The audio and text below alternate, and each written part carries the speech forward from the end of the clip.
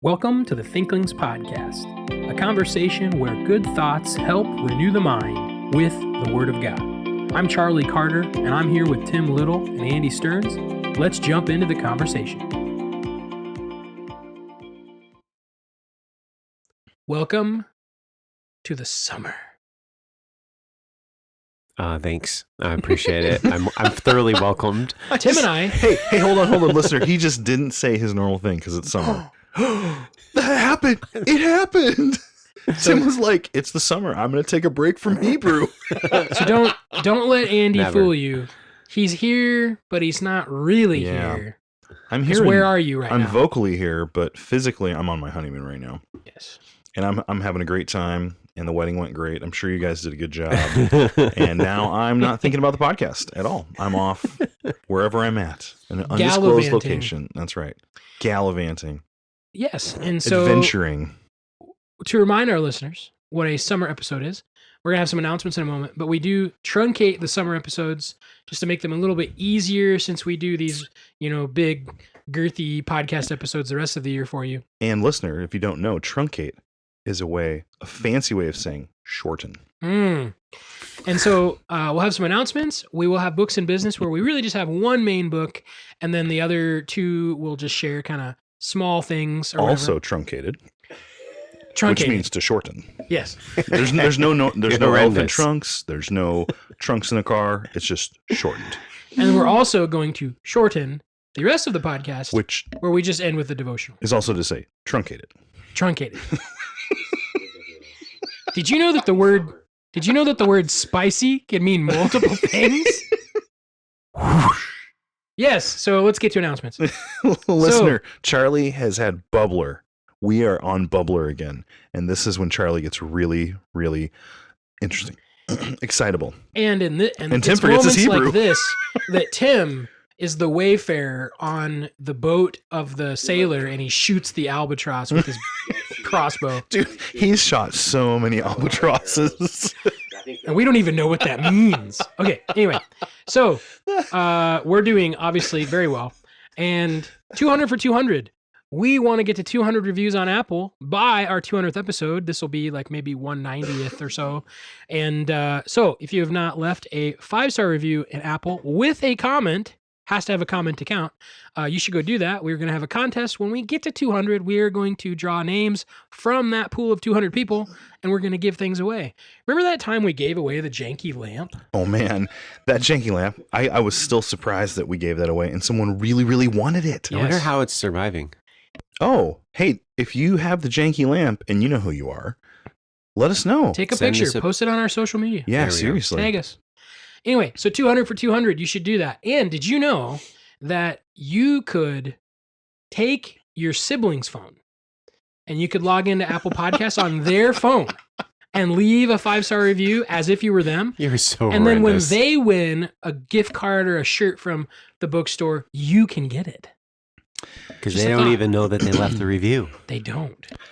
Anyway, here are our So- sponsors for today's episode. We have, obviously, Bubbler, who we're drinking some Bubblers right now, which not a sponsor. Don't even know who makes that. And our normal sponsors, Brick House, who also was a part of your wedding. That's right. They came and did the coffee for the wedding open house style reception we had. Yes, and Porchlight and Blue Cow, the friendlies heard around. And this week's episode is brought to us by the letter T or truncate. Books in business. So let's have a truncated books in business. I start. Andy, why don't you go first? Andy goes first? No, green is first. You're the green. Okay, so I mentioned this book, I don't know, like a month ago or something. Phylicia Masonheimer, Every Woman a Theologian. Know what you believe, live it confidently, communicate it graciously. So this book was a lot of kind of what we expected. It is very readable and kind of fun. She tells a lot of stories and then applies basically theology to real life. She kind of starts out just arguing, hey, listen, theology is not just something done by scholars. There is a scholarly component to theology, but theology is something that everybody has to live. She uses the illustration and opens with this illustration of a friend who was I can't remember the terminology she was using, but basically it was becoming a pluralist. And so she uses the illustration of John 14. So who is Jesus? And the person says, well, Jesus is a good person. And it's like, well, what does Jesus have to say for who he is? And so she states, in John 14, he says he is the way, the truth, and the life. He even goes on to say no one can access God unless it's through him. He says a similar thing in Matthew 11. I adjusted my coffee mug. I guess what I am saying is, I like your theory, I really do, but Jesus didn't allow for it. So I respect that you admire Jesus, but if you admire him, you have to take into account everything he said about himself. He made Christianity exclusive. I've never heard it explained that way. My friend tapped her coffee mug and narrowed her eyes. I'll have to think about it. So her big point was this is just a couple of ladies that were having coffee together. And what were they discussing?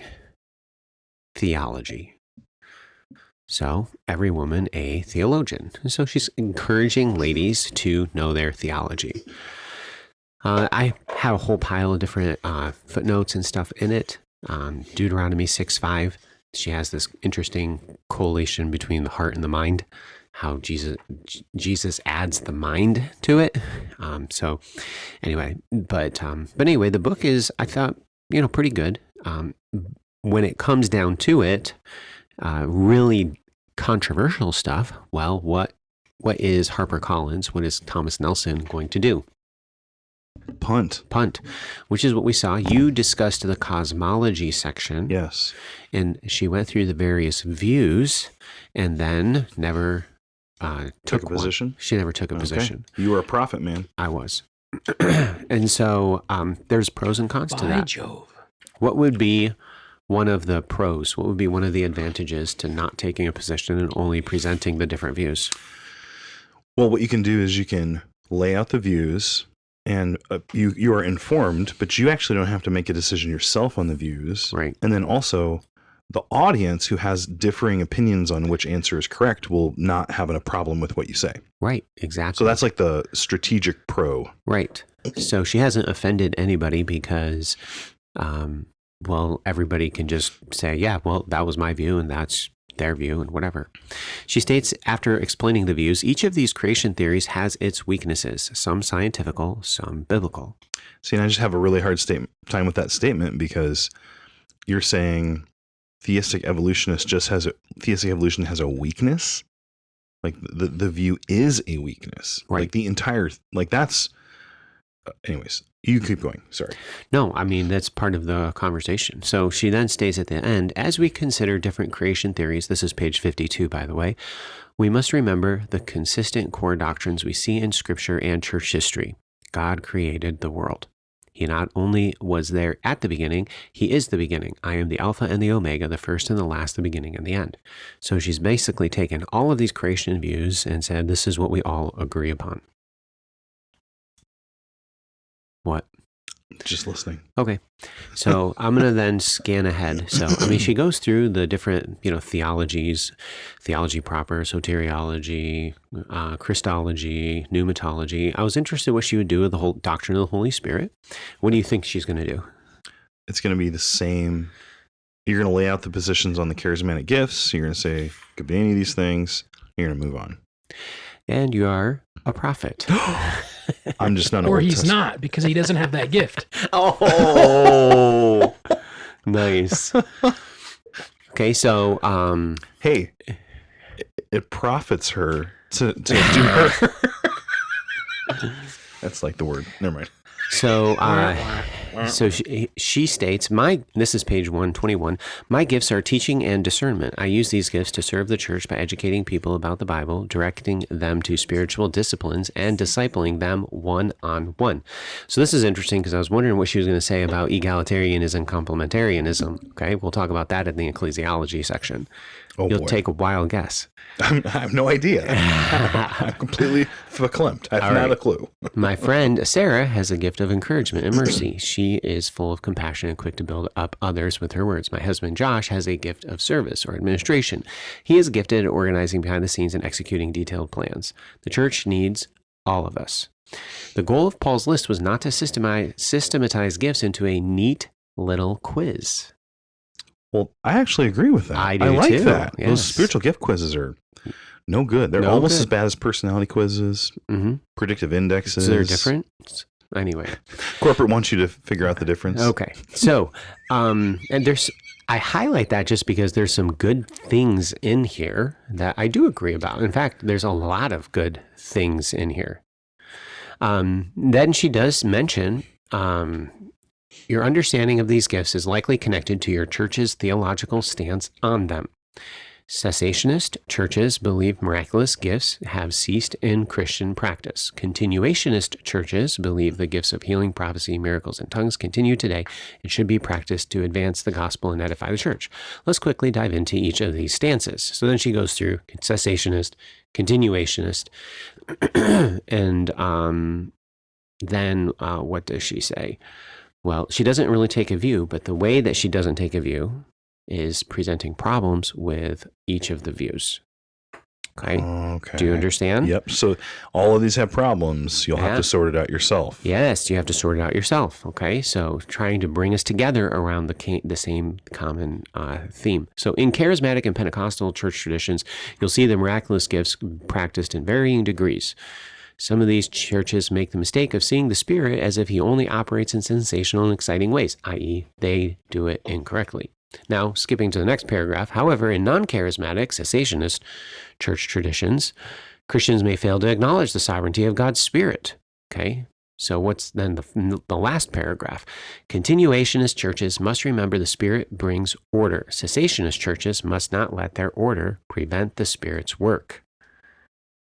So continuationist churches need to remember this. Cessationist churches must not let their order prevent the Spirit's work.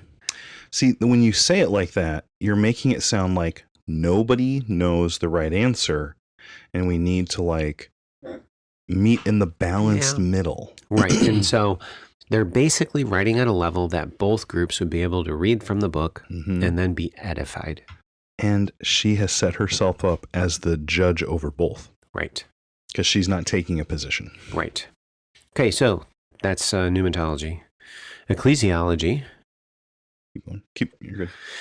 City on a hill. Okay, what is the purpose of the church? And then she goes through various different characteristics, the ministry of the church, teaching, fellowship, worship.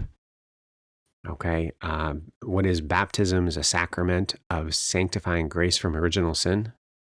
What? Baptism, a sacrament of sanctifying grace from original sin. That's her position? No. Oh. Sorry. The Catholic and Orthodox churches observe 7 sacraments with some variation in their traditions. So what does she do? Present the views. And what is the baptism? A sacrament. I'm sorry. I totally set you up wrong there. Okay. But then she does say at the bottom, the Protestant church generally observes only 2 sacraments, baptism and communion. Okay. So what's she say next? Oh, she just kind of goes through them. Some non-Catholic churches may observe a few more, but these 2 are the standard. She calls them sacraments. I just read the wrong place at first. Oh, my word. So that one was a miss. For the most part, though, the ecclesiology section is extremely watered down. There's nothing on it. What? Well, I thought she was only including the Catholic view. My assumption is, she's at least a Protestant or an evangelical. So she is. She'll include the Catholic view to show the extent, but she'll surely say that view is wrong, right? Oh, well, no, I'm not sure. The reason I'm asking that question is if she says we don't really know or something, then is she trying to be broad enough that the Catholics would want to read this book? I'm not sure on that one. I didn't get into that much of the detail. Okay. I thought that she just missed with the calling it sacramental. Yeah. So she fails to make a distinction between the sacramentalism of the Catholic Church and the non-sacramental approach of the Protestant churches. Is it within ecclesiology that she brings up the egalitarianism? No, it's not brought up at all. It's completely evaded. There's no qualifications of the pastor. There's very little. There's nothing on deacons or elders. So I wanted to use this time. I should say there's 2 paragraphs at the very end. Pastors, elders, and bishops, oh my. All right. So then there's 2 paragraphs there. And then might we say it's Truncated. I knew you were going to do that. This episode has been brought to you by the letter T. So then in the eschatology section, she actually gives summaries of premillennialism, postmillennialism, amillennialism, then dispensational premillennialism. And, there's some decent stuff in here. Actually, I was impressed with the eschatology section. I expected it to be extremely watered down, but it's presenting the different views, and then people can kind of take the view that they want. What do you have? But she didn't say the Disby view was wrong? It was, okay, she had she didn't say that it was wrong. It's just, it was here. While premillennialism may sound intimidating, this is likely the eschatology with which you are most familiar, even if you don't have words for it. Gotcha. Okay.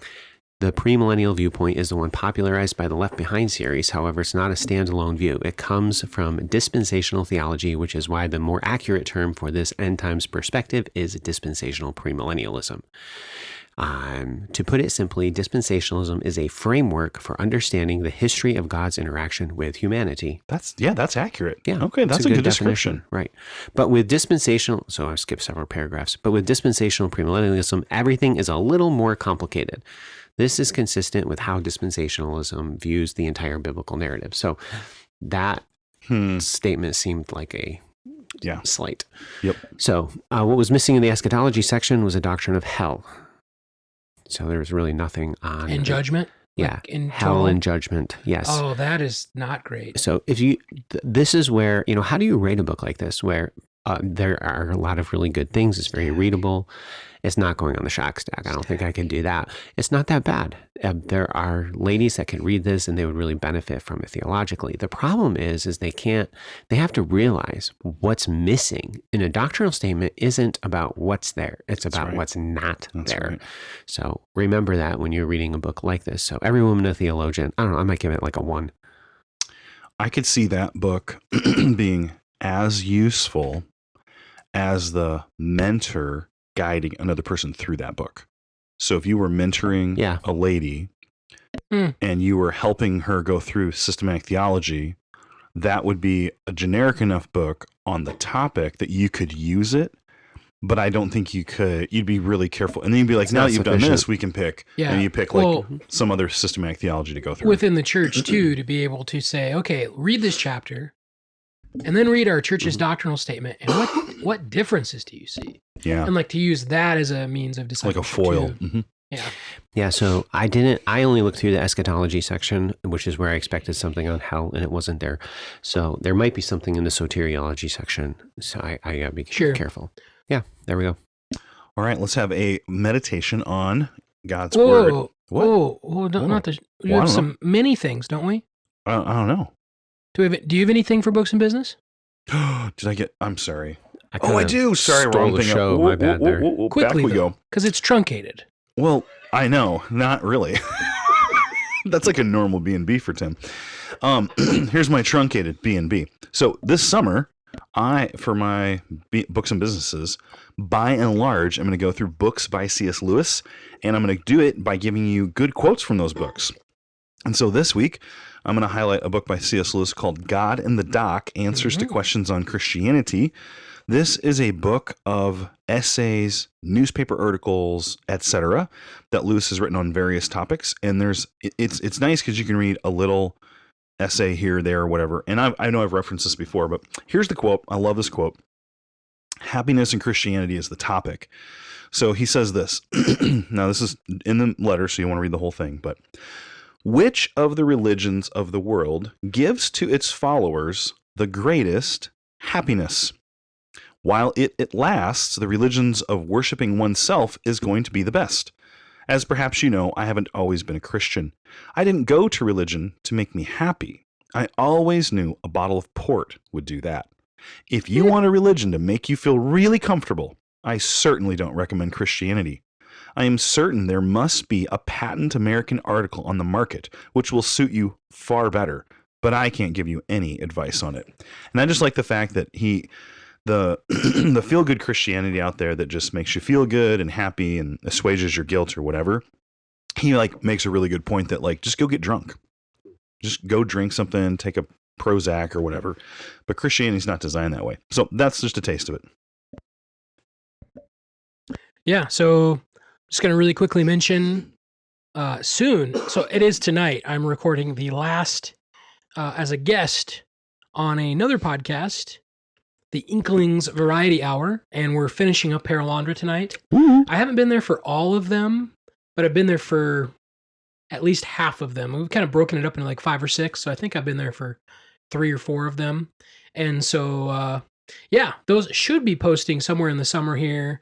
And then, obviously, when they do, we'll probably share it on Thinklings, so you can listen to me talk about all the nonsense of Perelandra on another podcast. We do miss Tim's, like, governor. Governor? Yeah, like, no, stop. Get over here. So, but all that to say, That sounds like I've been reading talking to a dog. Perelandra, and so just between all of them, there is a sense where I do think Lewis is very intentionally communicating ideas and a philosophy, but there's just really beautiful parts of the books, and the descriptions of at the very end of Out of the Silent Planet and in Perelandra, just in the very end of Perelandra, where they're up at this like ceremony of the king and the queen. Spoils, but there's just beauty, and I think so. If you haven't read, but at this point, I'm now going to refer to them not as the obviously space trilogy. You should just not call them that. That's dumb.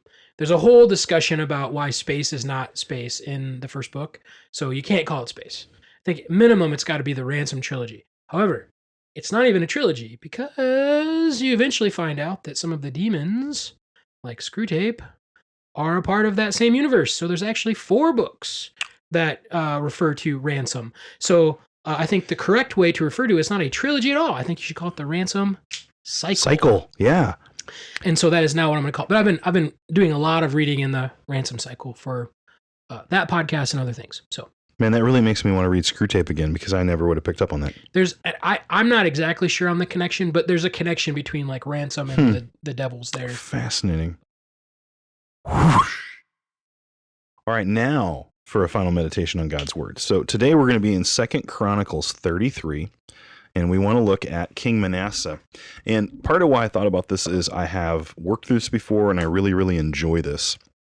But the other reason I thought about this is, hey, you might be looking for something to do this summer in your devotional time, and you might want to mix it up. And so one, I think, really great study, and especially it was very good for me personally, is to start with the Judean kings after the kingdoms breaks, and you have the northern kingdom and the southern kingdom. You can read the northern kingdom. I'm not saying don't read it. It's all bad kings. But you can read the account of the southern kings in Judah, and you see it go a little bit back and forth. There's still not as many good kings, but you can see a lot of really great lessons about idolatry, about your heart. That's the first time I really realized that the Old Testament God is as loving and merciful as the New Testament God. The people who say that God is this monster in the Old Testament just haven't read it. And the people who say that God only wanted external formal worship in the Old Testament, they just haven't read it. And all through the Kings, you see this. So today, I want to do a short walk through the life of Manasseh. Manasseh was Hezekiah's son, and Hezekiah was I think he was one of the good kings. I know he ended, what do you think, Tim? Would you call him a good king? Okay. I know sometimes people quibble because the way he ended was bad, and I think he's a good king who ended badly. But he was a good king, and then his son took over, and so I'm in 2 Chronicles 33. This is going to be a lot of reading. Sorry about the coughing. And so as you walk through Manasseh in this chapter, you're going to see, I think you got 4 sections. The first section is he's going to reject the Lord. So you got to understand that Manasseh grew up in Hezekiah's court. He would have seen a lot of the good, but then he would have seen that bad at the end, and he's going to reject. And then God is going to judge him. And so he's going to go from rejecting God to remembering God. And then after that, you're going to see him return. So like there's three movements here. So he rejects, he remembers, he returns. So let's walk through the first 9 verses here. Manasseh was 12 years old when he began to reign, and he reigned 55 years in Jerusalem. Now, last I remember, he is the longest reigning king in Judah. I'm pretty sure I'm getting a nod from the OT prof, so my knowledge is correct. And then verse 2 says this, and he did what was evil in the sight of the Lord, according to the abominations of the nations whom the Lord drove out before the people of Israel. I'm going to pause really quick and point out the irony of this. The Canaanites were wicked people, and their sin was so bad that that's why God displaced them from the land. He brought his own covenant people in. He was going to be their father. They were going to be his people. And now you have the very people who he brought into the land rejecting. And so what did he do? Well, he rebuilt high places. That's a place to worship. He erected altars to Baal. He made an Ashtoreth, an Ashereth. An Ashereth is so inappropriate, I can't describe it on air. That's how like horribly bad it is. He built altars in the temple to these pagan gods. He built altars to the hosts of heaven, whom the Babylonians would have been worshiping. He sacrificed and burned his own sons in the valley of Hinnom. I think probably that's worshiping Molech. He was the god who you sacrifice children to. He made a carved idol and put it in the house of God. And it says in verse 9 that Manasseh led Judah and the inhabitants of Jerusalem astray, to do more evil than the nations whom the Lord destroyed before the people of Israel. So Manasseh starts off very wickedly, and he leads the people. You understand, he's the leader. And he, by example, right in front of them, walks down the path of sin. And so before we go any further in this, I just want to make an application to your life. Your life is an example to everyone around you. If you walk in sin, whether you think you're doing this or not, you are being an example that has some force, influence, whatever you want to say. And part of the horror of Manasseh is that it wasn't just him rejecting God. In his rejection, he was leading an entire people that path. So that's his rejection. Now in verse 10, we see he's going to have to remember God. So the Lord spoke to Manasseh and to his people, but they paid no attention, it says in verse 10. Therefore the Lord brought upon them the commander of the army of the king of Assyria, who captured Manasseh with hooks and bound him with chains of bronze and brought him to Babylon. I'm going to pause here real quick. I remember a Sunday school lesson when I was in a young married's Sunday school class, probably almost 20 years ago, that Tim taught, where he walked us through Assyria and how horridly wicked they are in their practices. It's probably possible here that they put a nose ring or a ring through his chin and tied him up with it. No, I'm not quoting Tim there. I'm just saying what I read. And they drug him all the way back to Assyria. Now he's probably kind of old at this time. Okay. It's, he's definitely an adult, and he's been practicing these pagan practices for quite a while. Here's what happens. He goes into this Assyrian prison. He's been taken out of the land, and he's essentially been living as a pagan for quite a long time now. In the prison cell, guess who he prays to? He doesn't pray to Molech. He doesn't pray to Asherah. He doesn't pray to Baal. He doesn't pray to any of these Assyrian or the star gods or whatever. He remembers the Lord of his father, Hezekiah, and he prays to him. And the cool part of the story is that it says in verse 12, when he was in distress, he entreated the favor of the Lord his God, and this is the key, he humbled himself greatly before the God of his fathers. He prayed to him, and God was moved by his entreaty, and he heard his plea, and he brought him again to Jerusalem into his kingdom. Then Manasseh knew the Lord was God. So what we see here is a guy who has sinned. I mean, I don't know. It seems like he sinned worse than any other king in the whole record, but maybe I'm wrong on that one. But he seems like he probably did the most damage. Or you're agreeing that this is the most wicked king, and he goes and he doesn't pray to all his idols. He knows it's the one true God that he needs to deal with. How did he know that? Well, I think it's that when he was young, he had been taught this. And when his whole life fell apart, he chose the right path, which is humbling himself. That's the key thing here in the text, is that he humbled himself. So if you have a child and your child has walked away from the Lord, don't stop praying. Because if you've taught them about the Lord and they've walked a path, it may be that one day your child's life is going to fall apart, and you pray that he would humble or she would humble herself before the Lord that they heard about when they were very young even. And I think that's part of the hope of this passage, is that as parents, we need to teach our children about the Lord.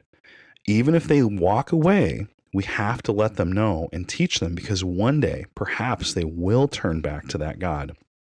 Now, the way the story ends is Manasseh remembers God, and he tries to take away the high places. He rebuilds part of the wall of the city. Like a king should have been concerned about these things.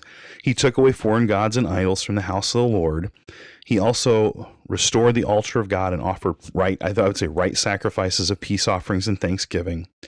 Verse 17 is the sad, sad end.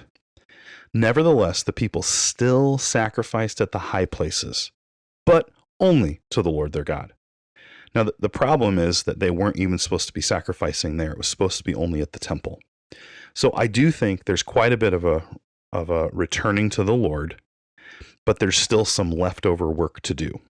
And so I don't know what you rank this here. I don't know what you say is good, is bad. I would say just step back from this text. The two things that I want you to walk away with is this. Number one, God will save and take care of his people in the time that he chooses. And sometimes we have a wayward child or we have a wayward friend, and it's been a long time, and we just think there's no hope. But God's timetable is not our own. And then secondly, make sure you teach your children the truth. If they don't know, then one day they can't return. I guess I'll add one more. And number three, if the thing that the text points out about Manasseh is that he humbled himself, and that's what God wanted, then how should we reply? Or how should we respond when we realize we're in sin? We should humble ourselves. So, listener, this week, I would recommend that you get into the Kings of Judea. Find out where the kingdom splits in either 1st and 2nd Kings or 1st and 2nd Chronicles, and just start reading there. Get a notepad and start taking notes on the Kings of Judea. Write down the lessons you see, and this summer we'll go through a couple more, and I hope it'll be a blessing to you. Thank you for listening to this episode of the Thinklings podcast. We would love to hear from you. If you have any feedback, suggestions, or potential topics that you'd like us to discuss, you can contact us through our email, thinklingspodcast@gmail.com. Remember, don't let this conversation end with this podcast. Read good books, talk about them with your friends, and always continue to cultivate your mind. See you next time on the Thinklings podcast.